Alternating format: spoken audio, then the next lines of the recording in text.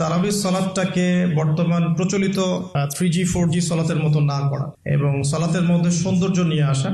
আমরা যেটা করি রমাদান মাসে ফেসবুক, ইউটিউবিং বা লেকচারগুলো সবখানে একটা বিষয় কমন উঠে আসে, সেটা হচ্ছে 8 রাকাত না 20 রাকাত। আমরা এখানে একটা শব্দ ব্যবহার করতে চাই, সেটা হচ্ছে নামাজের কোয়ালিটি। আপনি 8 রাকাতই পড়েন আর 20 রাকাতই পড়েন, আমি বলবো যে নামাজের কোয়ালিটিটা কেমন হয়েছে। কোয়ান্টিটি নিয়ে আমার কোনো মাথা ব্যথা নাই।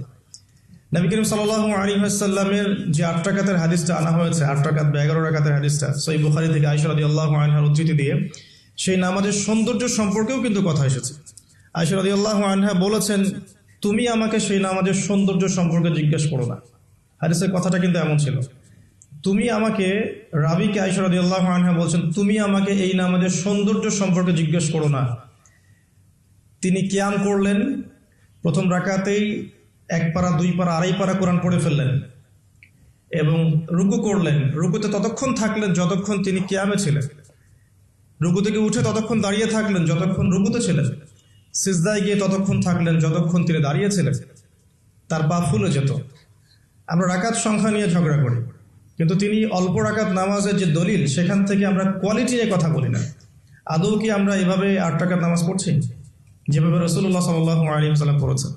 তো রাকাত সংখ্যাটা বড় কথা নয়, বড় কথাটা হচ্ছে যে আমাদের নামাজের কোয়ালিটিটা কতটুকু হচ্ছে, নামাজের ধীর স্থিরতা কতটুকু হচ্ছে, কতটুকু কোরআন তেলাওয়াত করছে, রুকু সিজদা কত লম্বা করছে। আমি জানি এখানে আমরা তার মতো করে করতে পারবো না, এটা আমি জানি, কিন্তু কিছু পরিবর্তন আমরা আনতে পারি। আমি প্র্যাকটিক্যাল সে কথাগুলো বলবো ইনশাআল্লাহ। যেমন নর্মালি আমরা নামাজ দাঁড়িয়ে হয়তো সূরা ফাতিহা পড়ি, সূরা ফাতিহা পড়ার পরে আমরা একটা সূরা মিলিয়ে পড়ি। আমরা রমাদান মাসের সওমে একটা সূরার জায়গায় আরো কয়েকটা সূরা মিলিয়ে পড়তে পারি। আপনার কিয়ামটা কিন্তু লম্বা হবে। হয়তো আপনি হাফেজ নন, কিন্তু আপনি চাইলে কিন্তু কয়েকটা ছোট ছোট সূরা একসাথে পড়তে পারেন, যাতে করে আপনার টাইমটা কিন্তু লম্বা হচ্ছে, আপনার কিয়ামটা লম্বা হচ্ছে। এবার আপনি রুকু করছেন, রুকুতে গিয়ে আমরা সাধারণত একটা তাসবিহ পড়ে ফেলি, সুবহান রাব্বিয়াল আযীম, সবাই এটাই পড়ি। ম্যাক্সিমাম মানুষ 3 বার পড়ে আমার জানা মতে। রমজান মাসে আপনি এটাকে সৌন্দর্যমণ্ডিত করতে পারেন। আপনি চাইলে আরো একটা তাসবিহ অ্যাড করতে পারেন, সুবহানাকা আল্লাহুম্মা রাব্বানা ওয়া বিহামদিকা আল্লাহুম্মা গফিরলি, এটা একটা তাসবিহ আছে। অথবা সুবহুন কুদ্দুসুন রব্বুল মালাইকাতি ওয়ার রূহ, এটা অ্যাড করতে পারেন। আপনি কিন্তু আরো এক্সট্রা 2টা তাসবিহ অ্যাড করলেন, আপনার রুকুটা লম্বা হলো, নামাজটার মধ্যে সৌন্দর্য বাড়লো। আমরা উঠে দাঁড়িয়ে অনেক সময় সামি আল্লাহু লিমান হামিদা বলেই আমরা চলে যাই সিজদায়। আমরা কিন্তু ওখানে রব্বানা ওয়া লাকাল হামদের পরেও হামদান কাসীরান তাইয়িবান মুবারাকান ফীহি বলতে পারি। সময়টা বাড়লো, রুকুটার সৌন্দর্য বাড়লো। সিজদায় গিয়ে আমরা যা করি, সুবহান রাব্বিয়াল আ'লা 3 বার বলি, উঠে চলে আসে। অনেকে হয়তো 3 বারের জায়গায় 5 বার, 7 বার, 10 বার অনেকে এইভাবে বলি। কিন্তু আমরা এই রমজান মাস থেকে নিয়াত করতে পারি, চেষ্টা করতে পারি যে সিজদায় গিয়ে আমরা একাধিক তাসবিহ পড়লাম এবং কমপক্ষে 1-2টা দোয়া হলেও সিজদায় করলাম। আল্লাহুম্মা আতিনা ফিদ দুনিয়া হাসানা ওয়া ফিল আখিরাতি হাসানা ওয়া কিনা আযাবান নার। এই দোয়াটা জানে না এমন কোনো মানুষ কিন্তু নাই।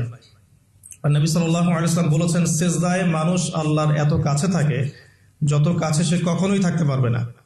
তো আমরা সিজদায় দোয়া করলে সিজদার সময়টা বাড়লো, নামাজের সৌন্দর্য বাড়লো। আমরা নবী সাল্লাল্লাহু আলাইহি ওয়াসাল্লামের মতো পা ফোলানো নামাজ না পড়তে পারলেও অ্যাটলিস্ট নামাজের টাইমটা বাড়াতে পারলাম, সৌন্দর্য বাড়লো। এটাই হচ্ছে কিন্তু মূল বিষয় তারাবির সালাতের। কত লম্বা সময় ধরে আমি আল্লাহর সাথে কথোপকথন করতে পারি। আমরা তাশাহুদ দরুদের পরে দোয়া মাসুরা পড়ে অনেকে সালাম ফিরিয়ে ফেলি। এখানে কিন্তু আরো দোয়া করার সুযোগ আছে। স্পেশাল আল্লাহুম্মা ইন্নী আউযু বিকা মিন আযাবিল কবরি ওয়া আযাবি জাহান্নাম ওয়া মিন ফিতনাতিল মাহইয়া ওয়াল মামাত ওয়া মিন শাররি ফিতনাতিল মাসীহিদ দাজ্জাল। এই দোয়া কিন্তু করার কথা জোরভাবে হাদিসে এসেছে, তোমরা 4টা বিষয় থেকে আশ্রয় চাও।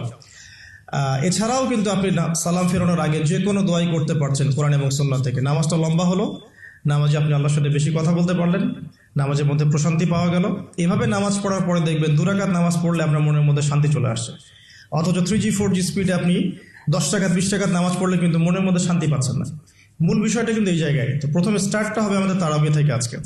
আর তারাবির সালাত যে ইমাম পড়াবেন, আমি অবশ্যই রিকোয়েস্ট করবো তিনি যেন খতমই পড়ান। কারণ রমজান মাসে যদি কোরআন খতম না দিই, তাহলে আমরা কোন মাসে কোরআন খতম দিব? এবং খতম দিতে হবে বলেই যে খুব জোরে তেলাওয়াত করতে হবে 5G স্পিডে, যাতে কেরাত কি করা হচ্ছে ইমাম সাহেবও বুঝতে পারছেন না, মুক্তাদিও বুঝছেন না। এখানে নামাজে কোরআনের হকটা ঠিক মতো আদায় হয় না। একটু ধীর স্থিরভাবে পড়া যেতে পারে। আমরা হয়তো প্রত্যেকটা আয়াতের শেষে ওয়াকফ করতে পারছি না, যেটা নবী সাল্লাল্লাহু আলাইহি ওয়াসাল্লামের সুন্নাহ ছিল। নবী করিম সাল্লাল্লাহু আলাইহি ওয়াসাল্লাম কিন্তু প্রত্যেকটা আয়াতের শেষে ওয়াকফ করতেন, থামতেন। থেমে থেমে তিনি তেলাওয়াত করতেন। হয়তো আমরা সেটা করতে পারি না, কিন্তু আমরা চেষ্টা করতে পারি তেলাওয়াতটার টেম্পোটা যেন কমে যায়, যাতে করে 2 রাকাত নামাজ পড়তে মিনিমাম 5 থেকে 8 মিনিট সময় লাগে। এই নামাজটা পড়লে আমরা মোটামুটিভাবে কিছুটা হলেও হক আদায় করতে পারবো ইনশাআল্লাহ। আমি কিছু প্র্যাকটিক্যাল কথা বলছি, কারণ প্র্যাকটিক্যালি দেখে দেখে আমার কাছে এগুলো মনে হয়েছে, এই টিপসগুলো হয়তো এগুলো কাজে দেবে ইনশাআল্লাহ। এছাড়াও আমরা জামাতের সাথে নামাজ পড়ার পর আমরা যেটা করতে পারি সেটা হলো শেষ রাত্রে আমরা আবারও ওঠার অভ্যাস করতে পারি।